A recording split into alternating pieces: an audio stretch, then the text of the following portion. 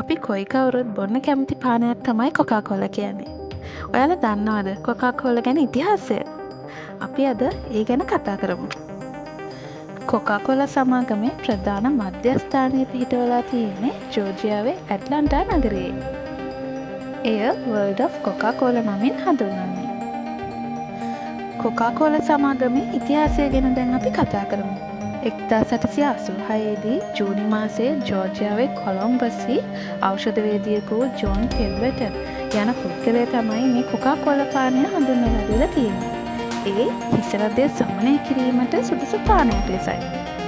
කෙසේ වෙතත් කොකාකෝලා සංයෝගය මුලින්ම නිර්මාණය වුණේ 1883 දී ඉන්දියාවේ බව මෙතනදී අපිට දැනගන්නට ලැබුණා. 1886 මේ 8 වෙනිදා ඔහු මුල්වරට කොකාකෝලා සිරප් එක කාබනික ජලය එක්කර සාදා ඇත්තේ ජේකබ්ස් ෆාමසියේදී.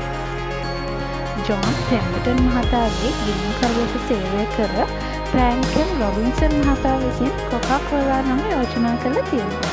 ඒ වගේම එහි මුල් ලාංඡනය නිර්මාණය කළේ ඔහු. 1892 ඇමරිකානු ව්‍යාපාරිකයෙකු හැන්ඩි ලයිසි කොකාකෝලා සූත්‍රය හා වෙළඳ නාමය මිලදීගෙන තියෙනවා. ඉන්පසු ව්‍යාපාරයක් ලෙස කොකාකෝලා සමාගම ජෝර්ජියාවේ ඇට්ලන්ටා නගරයේ ආරම්භ කළා තියෙනවා. මේ මධ්‍යස්ථානය තමයි අද අපි මේ බලන්න යන්නේ. අපි මේ වෙනකන් කතා කරපු කොකාකෝලා සමාගමේ ඉතිහාසය ගැන දැනගැනීමට හැකි චිත්‍රපටයක් මේ කොකාකෝලා සමාගම නැරඹීමට එන සෑම සංචාරකයෙකුටම නැරඹීමට අවස්ථාව ලැබෙනවා. අපි හැමෝම ආසාවෙන් බොන මේ කොකාකෝලා හදන්න ඕනේ මොනවද කියලා දන්නවද? මේකට ප්‍රධාන අංගද්‍රව්‍ය දෙකක් තියෙනවා. ඒ තමයි කොකාකොලේ සහ කෝලා ඇට. අද වන විට මෙම කොකාකෝලා පානය බෝතල් එක කුණ්ඩට සපයන්නට පත් වෙනවා. ඉතින් ඔයාලට බලන්න පුළුවන් මේ කොකාකෝලා බෝතලේ වෙනස් වෙන විදිය කොහොමද කියලා. ඒ වගේම ඔයාලා දන්නවද කොකාකෝලා සංගීතයේ රහස සංගවලා තියෙන සීක්‍රට් ගැන? මේ රහස ගැන දන්නේ දෙන්නෙක් පමණයි.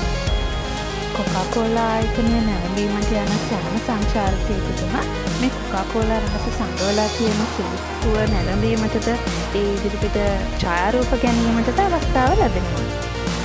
අද වන විට මෙම කොකාකෝලා පානය විවිධ ආකාරවලින් ලෝකෙ පුරා බෙදා හරිනවා.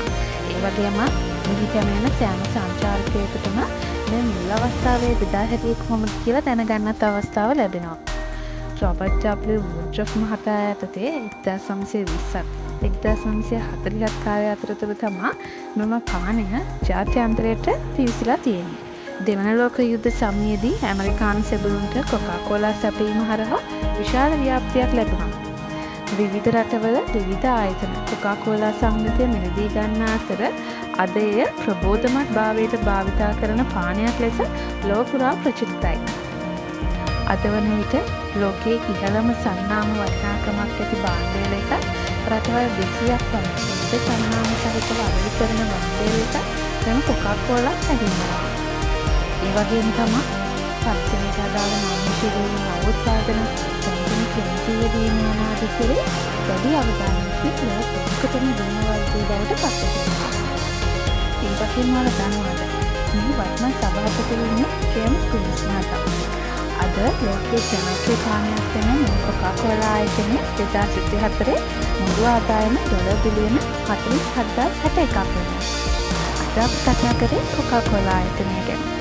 අපි තවත් දවසක මෙවැනිම වටිනා වීඩියෝකින් නැවත හමු වෙනවා.